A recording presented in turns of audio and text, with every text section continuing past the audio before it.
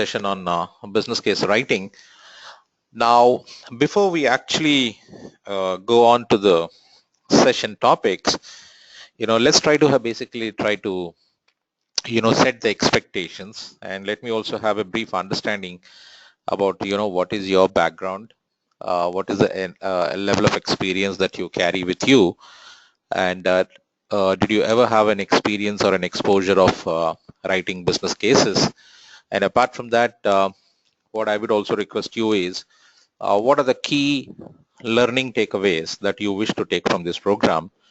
That is something that we're going to be jotting down first, and then I'll introduce you to the course topics, and also we'll try to talk about align your objectives to the course content, what we have related to business case writing. Is that okay?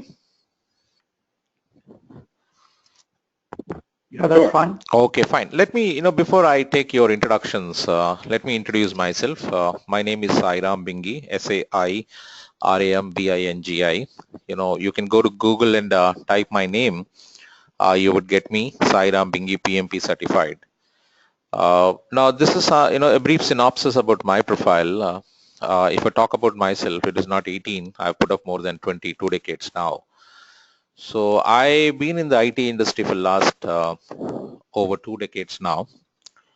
I started my journey as a developer, and subsequently I moved into the role of a technical lead, project manager, program manager, and now I work as a, I do a lot of consulting work. Now, on the certification front, if you talk to, if I say I'm a PMP certified professional, I'm also CBAP certified business analyst professional. I'm also Agile Scrum Master certified, product owner certified, developer certified, and also Prince 2.0 certified also. Now, this is on the certification part of it, but coming on to my experience, I have been, doing a lot of development activity at the initial part of my career, where I was a Lotus Notes programmer. And then subsequently, I got into the techno managerial role. And nowadays, I do consulting. When I do consulting, I've been very fortunate to go and conduct a lot of, sessions. When I talk about, I have done multiple sessions in, many companies. And to name just a couple of companies which I have mentioned here, one, you have Microsoft, Accenture, Cognizant, Honeywell. So they're just the few names I've mentioned out there. And the areas which I basically do a lot of work these days is into enterprise architecture. And I also do a lot of certification training programs related to Certified Business Analyst Professional, CBAP, PMP, Project Management Professional, your business analysis, business process management. I also do a lot of programs on logical data model. UML is again one more. And RUP, Rational Unified Process, IBM's proprietary software process methodology, Agile and Scrum, software effort estimation, business case writing are the areas that currently I'm focused on. And I've been doing a lot of work in those areas and all. So this is just a synopsis, a brief synopsis about my profile in terms of what I have been doing in the last 2 decades, and what is that I'm going to bring onto the table in terms of experience and exposure related to the topic of the day today, which is business case writing. But that was an introduction about me, but let me have a profile in regards to what is your background. First of all, let me start with what's your name, what's your current assignment, and do you have any experience and certifications in either in PMP or in Prince or in any certification body? And this would be my key, which I will be focusing on. That will be, what are your key expectations from this course? So this is the main thing. And you can always, sum it up with something which is unique about yourself. Maybe it is a hobby or your liking or anything which can be there and all. So this is something that we can start off with, and then I'll introduce you to the contents of the course, and possibly also align those contents to your expectations that you have from this course. So can we start with, yeah, can we start with Anthony? Is it okay? Because alphabetically, I think it's listed first. That's not a problem. Yeah, so my name is Anthony Pereira. Yes, I'm a product manager that I've just been recently assigned to. I work for a company called Everlink Payment Services. We're an IT company. We work in the payment processing world. So I've been there probably about two and a half years. I've been in the card payments sector for over 10. So 12 years experience in the card payment, mobile payment industry.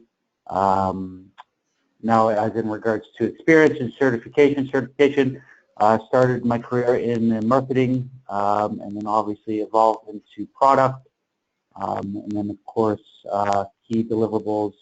Part of on a product side is coming up with business requirements. Okay. So quite seasoned in that area, and then also functional requirements. Where there is a gap is the business case writing. Definitely hoping to get out of this course is applying more of a case before a business requirement is written, because everybody knows when sales does have a deliverable, they want it done, but not really looking at the overall cost and so on and so forth. Something unique about myself, so really unique. I'm a side contractor part-time, so I do framing, tiling, and all that kind of stuff on the side. So that's really high. And which part of US you're logging in from, Anthony? I'm calling in from Canada, actually. Ah, okay, Canada. So how is the weather there? How is the climate now? It's in Toronto, right? So yeah, okay. No, the weather's okay. It's, okay. It's about I think 15 degrees here. Yeah, that's okay. This is the summer has started, so I think this year the summer started early. Okay, so that's nice to hear. You know, you got a good climate there. So good. Thanks, Anthony. Just to summarize your expectation now, I get an understanding you started your career from marketing and moved on to a product manager's role. You already have experience of working on BRD document, business requirement documents, and also FRD, functional requirement documents. But what you basically wanted to understand is about business case writing and where exactly business case fits into the larger scheme of things. Yeah, yeah. Go ahead, please. Yeah, that's right. That's right. So you know, within the company, we do see that there is a gap in the overall business, because in the sense of, you know, we do have those nailed down in the sense of business requirements and functional requirements, which is obviously something that, you know, the overall business needs, but then so also just the business case really has to come first before those requirements are defined. So that's where we see a gap, and there is a new project that we're working on, and this is kind of what's triggered the business case. So we're very much in the debit world. So okay. Both myself and Marvin, Interact, we do a lot of business with Interact Debit. So now we're getting into the MasterCard world. Oh. So in the sense of, we want to actually start fulfilling MasterCard product here in Canada under our processing payments. Long story short, we need to put a case together, because with becoming a member of MasterCard, it's quite expensive. So yeah, so that's it in a nutshell. So that's what's triggered getting the business case put together, because to become a licensed member for MasterCard is quite expensive. It's $127,000 a year. So just trying to put all those numbers together. Yeah. Okay, lovely. Yeah, I think, you know, I'll try to understand the context where, you know, how you want to become MasterCard. But let me keep things simple now. I would focus on where does business case fit into the larger scheme of things. That's one thing which is going to be a baseline for us. But I will also be discussing your case also as to what is that you wish to achieve by formulating a high quality business case which becomes a very sound argument for you to sell whatever you're trying to sell. So we will discuss about that definitely. Your scenarios also I would love to have that, but the larger scheme of things, where does business case fit in? We will definitely discuss that first. That will set the Yeah, page, baseline, and then we will move on further. Okay, Anthony? perfect. Thank you. Thanks a lot. Thank you, Anthony. Thank you. And Marvin, yeah. Sure. So my name's Marvin Vilma. I'm currently working at the Sloan School of Management at MIT, where I serve as a curriculum developer. So I'm an education manager for one of the entrepreneurship centers on campus. And basically my job is to kind of make sure that students are learning about the process of starting a company, but also figuring out how we can assess their success in the process as well. In terms of previous experience and certifications, apart from my bachelor's degree, I've just been in the startup field for some time, which is primarily where most of my experience comes from. But I also am a graduate student at the School of Education at Harvard as well. So I come from primarily an education background, but also have some experience in the startup space. In terms of expectations from the course, I'm really just trying to understand how I can do my job better and making sure that all of our entrepreneurs in our center really walk away having a strong grasp of how to do this type of stuff once they start their own companies. Yes. And in terms of something unique about me, my long-term goal is to start my own school. So this, I think, will be helpful for me as well. Just personally, if I do end up doing that sometime in the next several years or something like that. So yeah, that's me. That's so nice to hear. We have an academician here coming from one of the best schools in, in the global arena. Definitely Harvard, and you spoke about one of the two top names, MIT, and those are lovely actually. I I was put up in New Jersey, the Princeton. Okay. Okay, yeah. And now I just came back to India in the month of April last year. So currently I'm logging in from India, but I have got the experience of coming into those places you're talking about. So lovely to have you on board, Marvin and Anthony, both of you. But let me summarize your expectation, Marvin. What I understand is your profile is developing a curriculum. You're working as a curriculum manager, and your goal is basically to facilitate and basically mentor entrepreneurs, and in whatever they do, they need to be successful. That's where your support comes in. And the primary objective that you wish to take from this course is to see that whatever they do, entrepreneurs,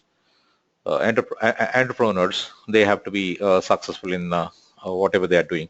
Is that what I could summarize your expectation, Marvin? Yeah, that would be accurate. And just as a brief aside, I do have to step out for a 30-minute meeting at some point. So if I'm gone, just know that I will be returning very soon. Yeah. Just let me know whenever you want to step out. That is the time when we can take a break also. Okay. Sure. So that, we can align your 30 minutes to the break to that, and also that you don't miss out on anything and all. That's excellent. So welcome to, that's very nice to know, Marvin, that you also would like to start a school very soon, maybe down the lines at some point of time. That's nice, lovely. Now, yeah, this is the expectation. I'll just summarize the expectation and let me put it this way. So first of all, before I touch base on your expectation, let me first of all set the baseline. First of all, you need to understand what is a business case. I think this is the starting point where we will start with. What is business case? And the second important point that we will definitely speak about is why a business case. Why a business case? This is again very important. And the third point that we will definitely speak about is the relevance, how business case tied to strategy. Business case tied to strategy. When I say the organizational strategy, how it is tied to the strategy, that's one thing that we will try to talk the third point. And then what are the components of a business case? This is again the most important. The components, when I speak about what exactly the business case comprises of, components of business case. And then the fifth one is, how do you make your business case, which is an argument, a very effective business case? I think this is what points we will be discussing first. And these are the points which are going to be setting up a baseline or a starting point where we can take our discussion further. Did I summarize all that? Whatever you basically, and of course you had your expectation, the expectation of Anthony was, you wanted to cover up that gap of how, where, of in whatever you do, you need to understand in regards to where exactly business case fits in. And that's one Yeah, thing. and that's it. Yeah, I think how you've got it listed out is perfect, and I think that's really going to give me the view as to where it's going to fit in. Yes, yes. And coming on to the Marvinese, entrepreneurs, definitely business case is very important. As I don't know if I'm getting my pronunciation, you have to pardon me for my pronunciation, but entrepreneurs, they need to build a business case if they are venturing on to something, and they need to get a capital when they are going in for a particular startup. And that business case should contain all the data, and that's where for an entrepreneur it is going to be all the more very important when he's trying to show causes idea supported with a lot of facts and presenting that business case to the to the venture capitalist who are going to be funding his initiative. That's where the relevance of a business case will be of paramount importance to the budding entrepreneurs. Did I get that correct, Marvin? I think that's what you wanted. Yeah. Yeah. This is what we will definitely be speaking about, and just let me give you a summary in regards to what is the goal that we basically would focus here is to give the participants to view of overall process of a business case and where it fits into the the bigger picture of the organization. That's where my friend from Canada was coming from, Anthony, and project lifecycle and the business concept. So this is one aspect which we will definitely discuss in this course. And you would be the person who will be coming up with a business case. And what are your responsibility when you're documenting a business case? That is where we will speak about highlight the responsibilities of the business case writer are to cut through the real world problems of their customers by enabling the development of a new and improved systems and products and all. So this is something which organizations have to be continuously doing. So this is an umbrella kind of a thing which is going to be guiding our entire course for today and tomorrow. And when we speak about, just to give you overall structure, this is what I have added a slide. This is my slide. And when I talk about, we will be speaking about most of these points, which are like what exactly you mean by business case, and where does the business case fit into the business model, and what are the principles of business case. We'll also be talking about planning your business cases summary. And then again, how to identify the stakeholders, needs, and align your business case with strategic requirements. I'm just introducing you to the entire context of this course as to what are the key points that we will be discussing today and tomorrow. And this is a very key point, which is strategies for developing a successful business case. And then you also need to take into account what is the market potential and compare market rating of competitors. That's the data that you need to be collecting. And you need to be capturing the data related to what are your business capabilities and the risk involved in the the proposed businesses. Finally, it's your ultimately a rationale that you present to present your business case, and that business case has to be supported by data, relevant information, and that information has to be so elaborate which should help the sponsors or the top management to take a decision and say, okay, we'll go ahead with the initiations that you propose. Now, a business case is like an argument that you build by giving or proposing all kinds of all different types of solutions, and also supporting with lots of relevant data. And this is like a, with the data you want to convince upon your strategic team to invest in whatever you're trying to propose to them. So that's where your documentation skills are also going to be important. That's where you can use a business case template, and this has to be presented to the sponsors. And before you actually present to the sponsors and all, you need to be ensuring that whatever that you have written in regards to a business case has to be a quality business case. And if it has to be a quality business case, it is subjected to a checklist, and that checklist is something that you have to check that. So this is the broad points which are going to be covering our entire course, and the same thing is split over in these modules that we have. We have 8 modules are there. So I'm looking at mostly, we'll be in a position to take up 3 to 4 modules today, depending on the pace, and the remaining we'll be doing it in tomorrow.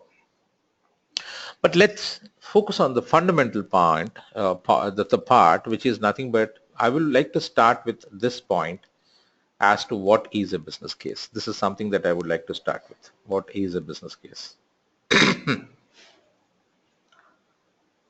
Okay, any thoughts on that, Marvin or Anthony? Let's make it a bit interactive. What do we mean by a business case? If somebody says, okay, please, can you tell me what do you mean by a business case? How do I articulate my understanding of business case? The way that I've thought about it is kind of like a business plan, a way to kind of articulate why you're doing something, what are the benefits, whether it's financial or otherwise from doing a project or anything like that, a way to kind of concisely articulate and manage what you want to get out of your project. Absolutely. Yes. Good observation. Yes. Good. Yes. Anything else to be added, Anthony? I think that was Marvin who spoke. I think Marvin kind of covered it. And then obviously, I think you mentioned in regards to finances as well, is the potential project or the deliverable that you want to deliver, is it going to create some revenue as well, right? Absolutely. Let me, start with let me put things into context here, and let's start with a brief discussion. Now, let's say if there is an organization in the world, I'm talking about any organization in the world. If it is a commercial entity, what are their goals? What are their goals? Yeah, any commercial entity, any commercial entity which is there in the world, and any organization, what do they wish to look at in terms of their goals finally?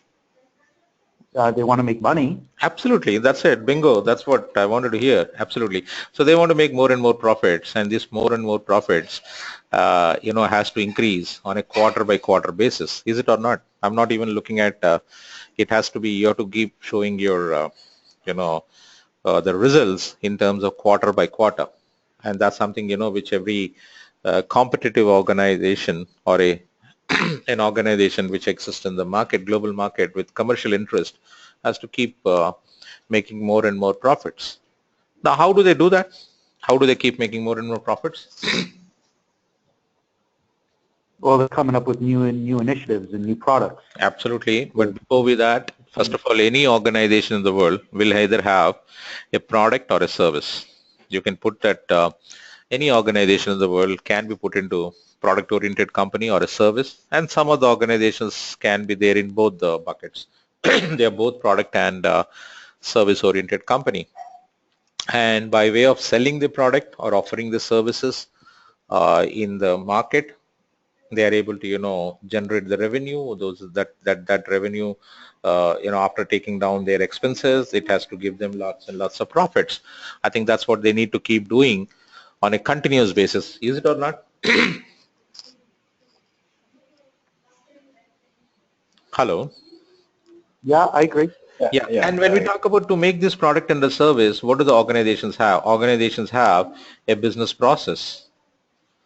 Now, I'm just taking a component of an organization. A business process is just one component of a larger scheme of thing. But if I'm talking about a business process, now this business process is able to help you to either manufacture a product or basically offer a service. And by selling this product or offering a service, you are able to keep sustaining, keep achieving the business goals.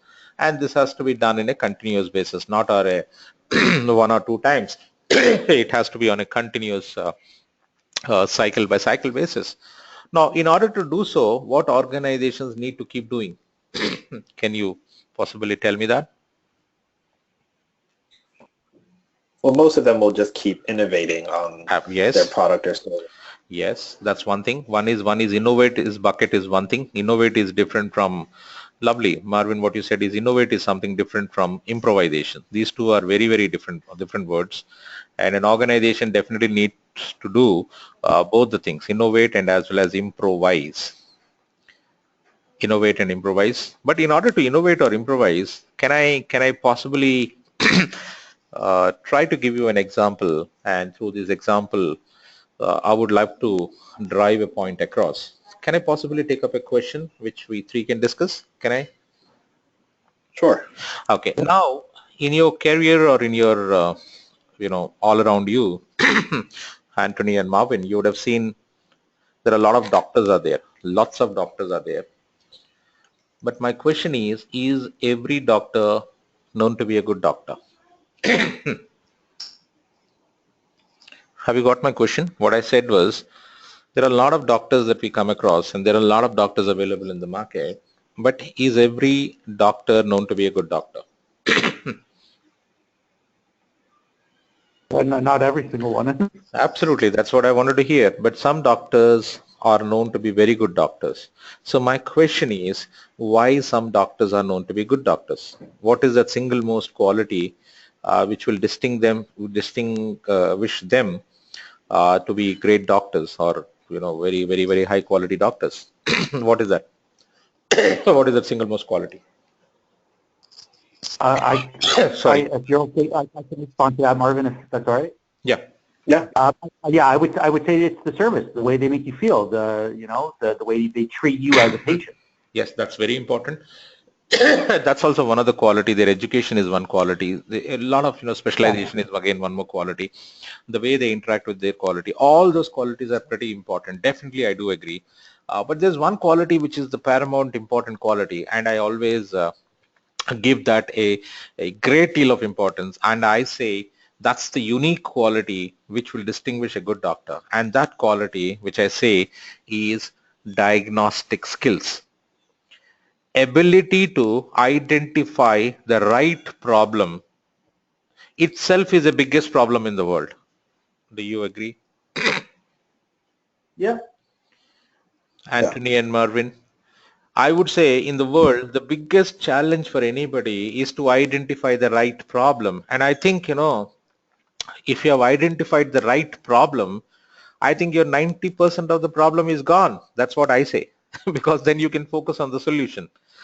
If you have not identified the right problem, then you are just doing experimentation. And experimentation is, making you go all around. It's like a research you're doing. But if you are able to pinpoint the right problem and you're able to address, and the reasons for that right problem, then you can think about the solutions. Do you agree? Yes, I agree. So you must be wondering as to how come I brought this doctor's example into our case of business case writing.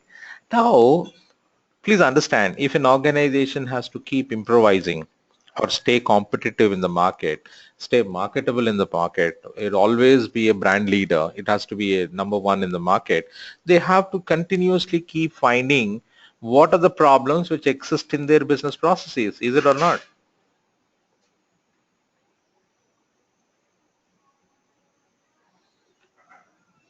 Do you concur on that, or do you?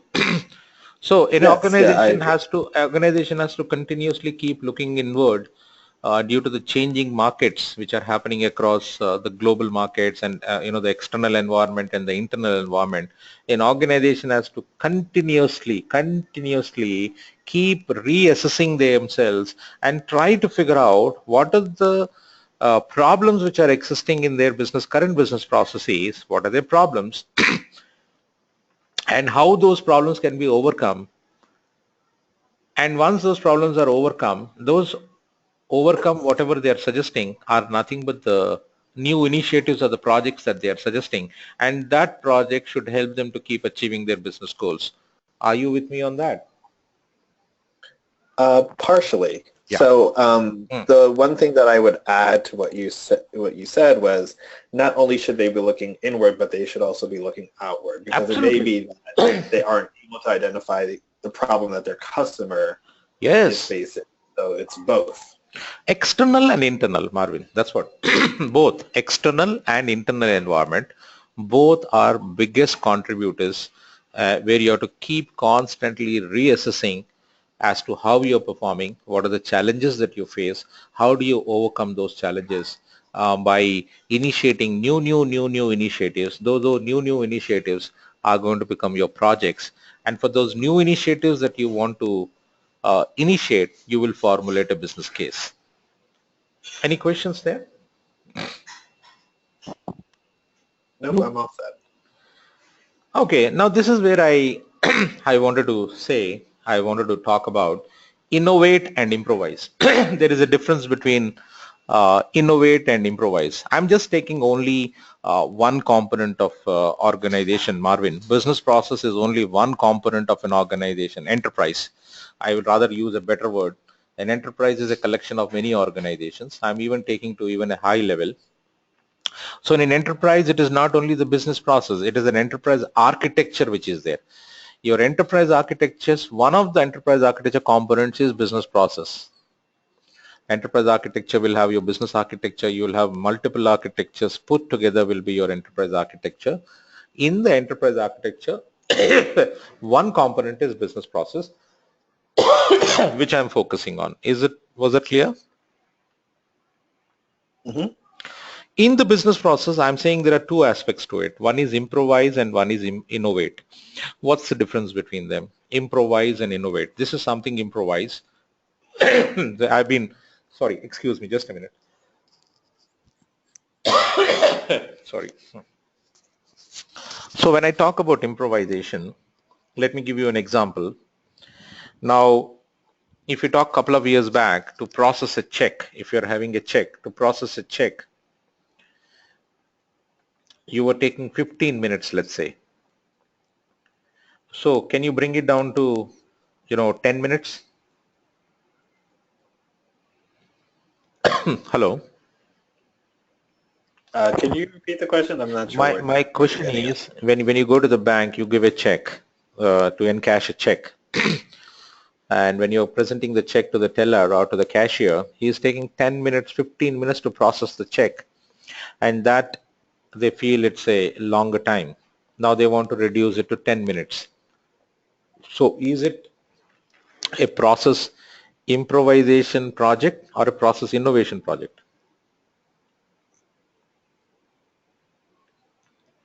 I think it can be both. It can be an innovation project if you want to completely disrupt the process. Or it can be an yeah. If you are going in that way, yes, it is. Yes. If you are doing things in a very different way altogether, then it is yes. I go with your argument. But I'm asking about process improvisation projects are the projects which will go on to a level where process improvisation from 15 minutes, it has gone down to 0 minutes. Then your process optimization has gone and reached a death stage. That is what we call. Can you do more improvisation after you have reached the 0 minutes? No. That's what we talk about. You have been doing a particular work in a particular fashion from last couple of years, last maybe 40, 50 years. And the way you have been doing the work, you have been consistently improvising the way you have been doing the work. But you have reached a stage where you cannot do further more improvisations. that's where you're looking at the wall, staring at the wall. What next? And that's where your innovation, comes into picture. And when we talk about innovation, you're completely driving, you're completely having a slate, the complete board. You're redrawing the entire board again. The way you were doing things previously, you're going to be, doing things in a very different way altogether. So that's where your, innovation comes into picture.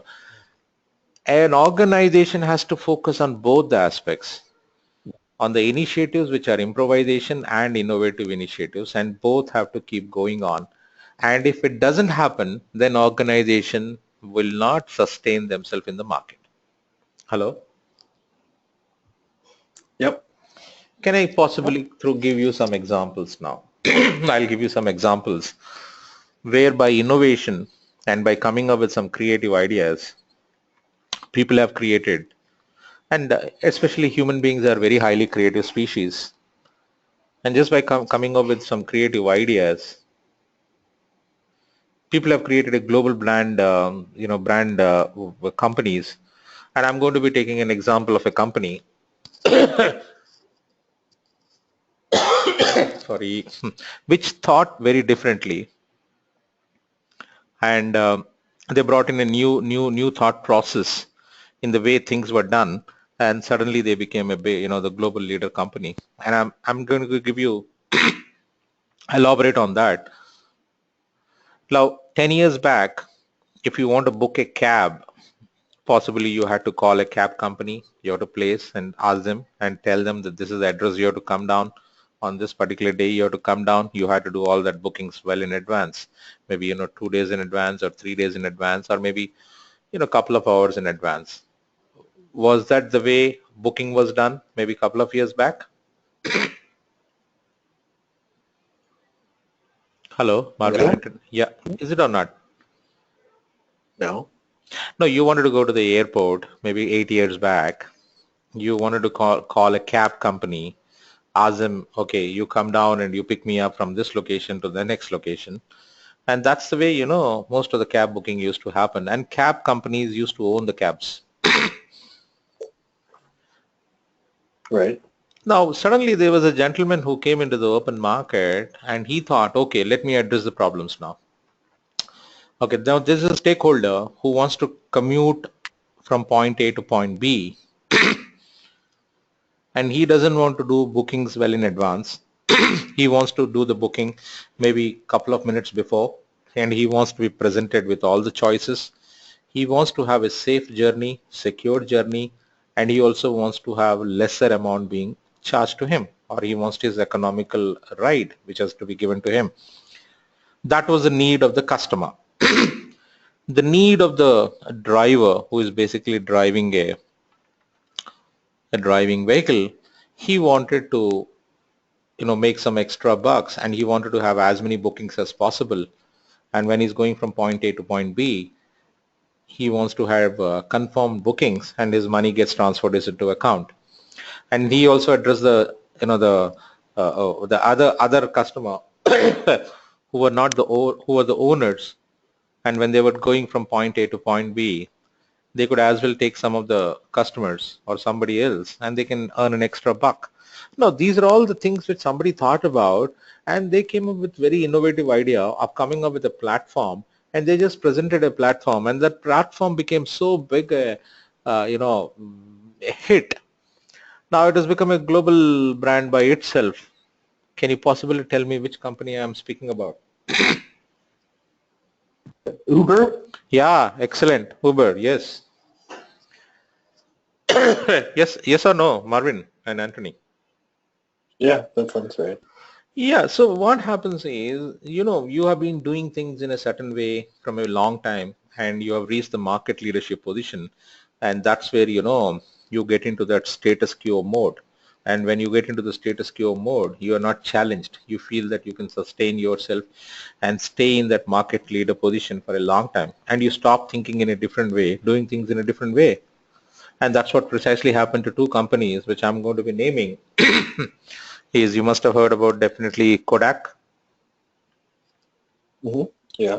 Now, what generally happened to Kodak? And it was a market leader, in terms of global market leader. It was the largest employer. And what happened to Kodak?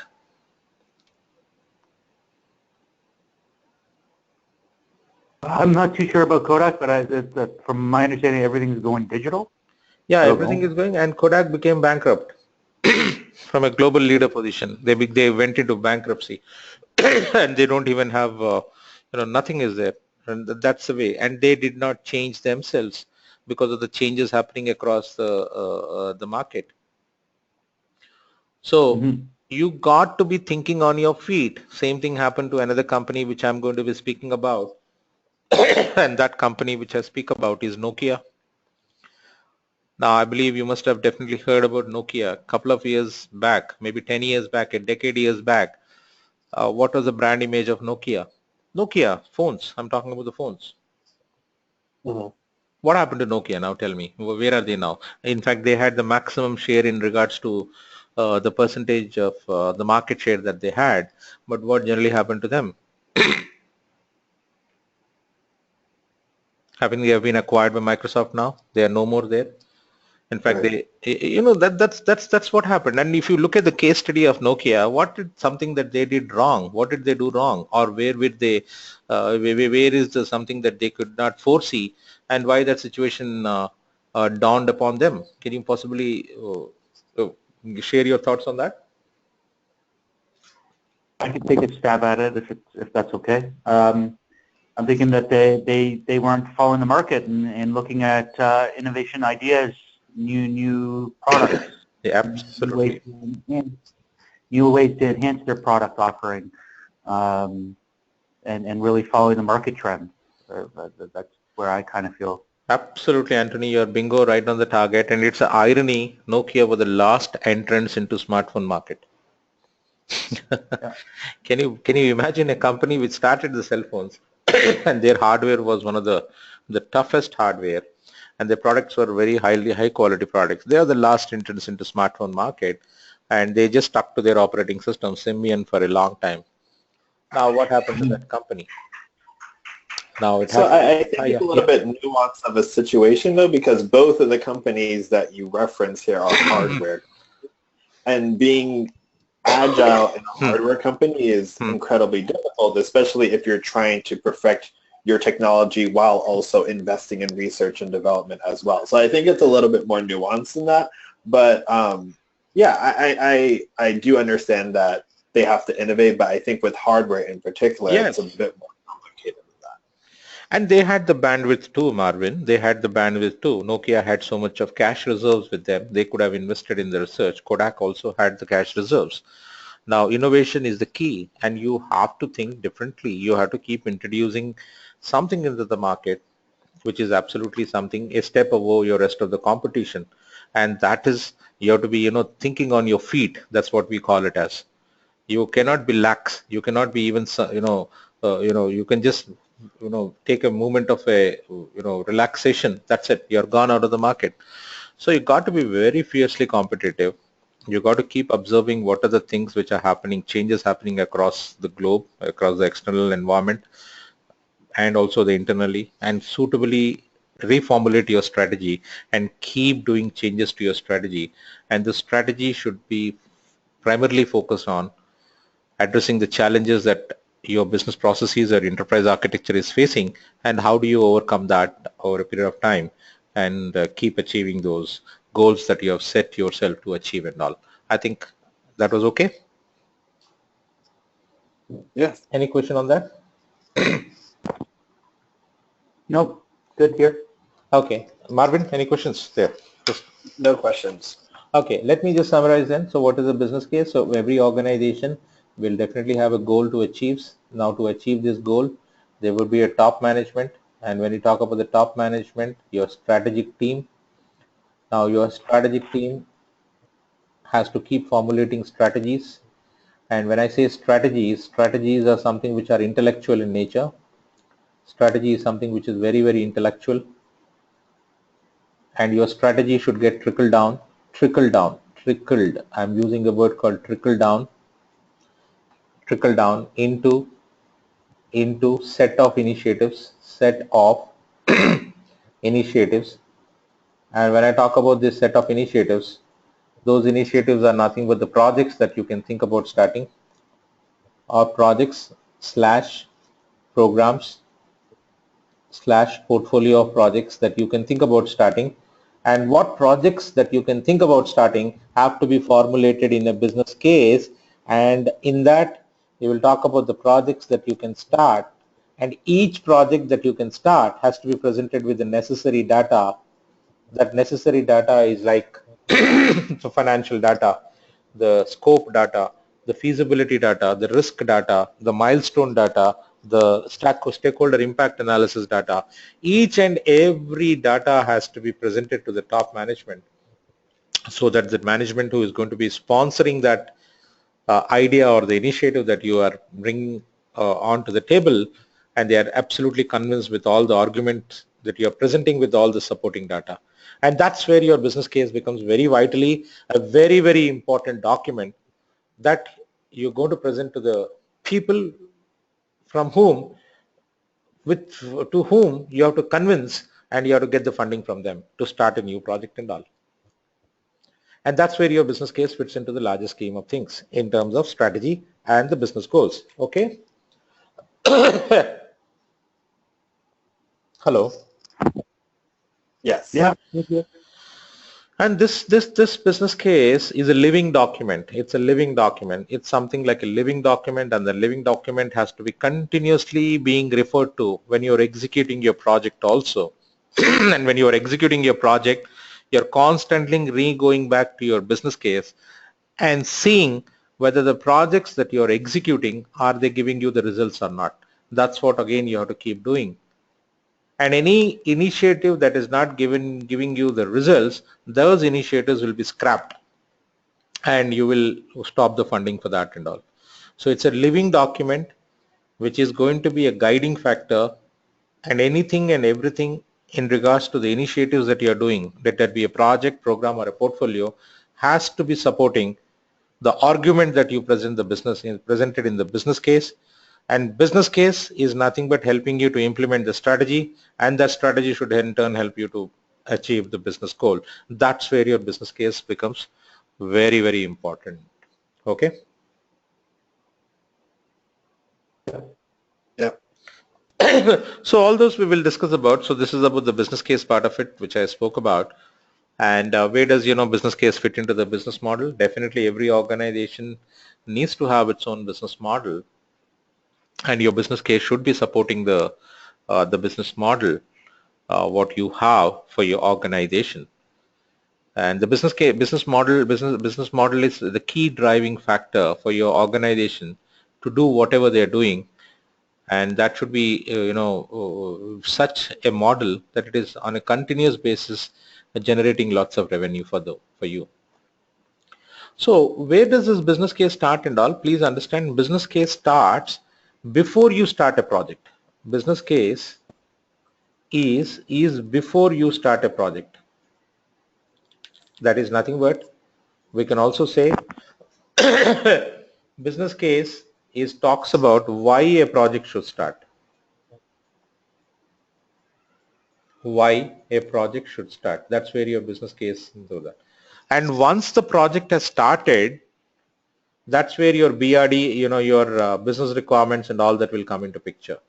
So the very fundamental question what business case answers is why a particular project should start.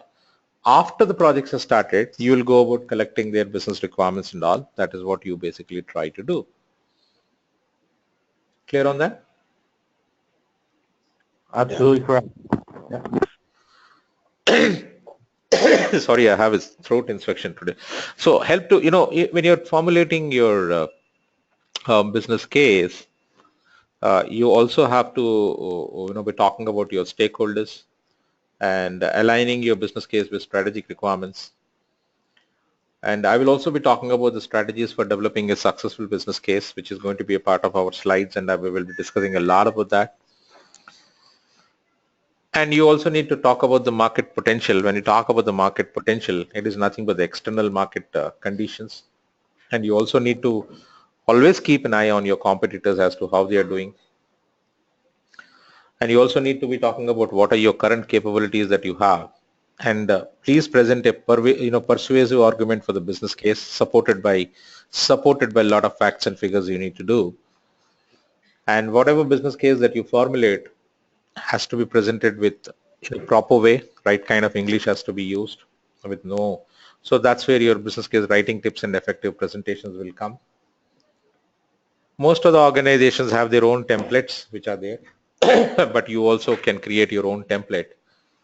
But whatever template that you create, it is always wise to have a checklist to see the content of your template, whatever that you have created has all the parameters that are required to communicate if your business case is a quality business case. Okay. Any questions on these points? These are the main guiding points for our entire course. Any questions here which I spoke about? Nope, no questions. Okay, let's look at the split up of this when we talk about. We will talk about an organizational structure. We will also speak about relevance of a business case within an organization.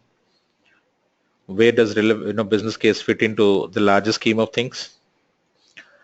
We will also be speaking about elements of a business case. When I talk about elements of a business case, this is where I'm speaking about what are the components of a business case. What are the components in the sense? What does business case comprise of? What do you need to put inside a business case? Now, what are the information that you need to be putting inside the business case? So that's where, elements of a business case will come into picture. I'll also be speaking about ideas for writing a compelling, innovative business case, definitely. And what are the plans that you need to have to write a business case? And this is going to be very important. This can be treated as a framework for you while you're trying to write a winning business case. And we'll also talk about the strategies. And I'll also make you go through some of the templates which I already have. And perhaps I can show you those templates and some samples also I have for the business cases, and that we can take up and go forward. Any questions that you might have or any additions that you might want to add before I go on to the slides part of it? Both Anthony and Marvin. No questions. Oh, good here. Okay, so can we just, I'll just take a break, maybe, 5 minutes now. I'll just break 5 minutes and come back again, and let's start with our module number 1, which would be Introduction to Organizational Structure. Is that okay? Sure, sounds good. So I will just log off now. I will log off now for 5 minutes, and then maybe in another 5 minutes, let's take a break of 10 minutes. That's okay. So in another 10 minutes, I'm going to be back and we'll start with our module number 1. Okay?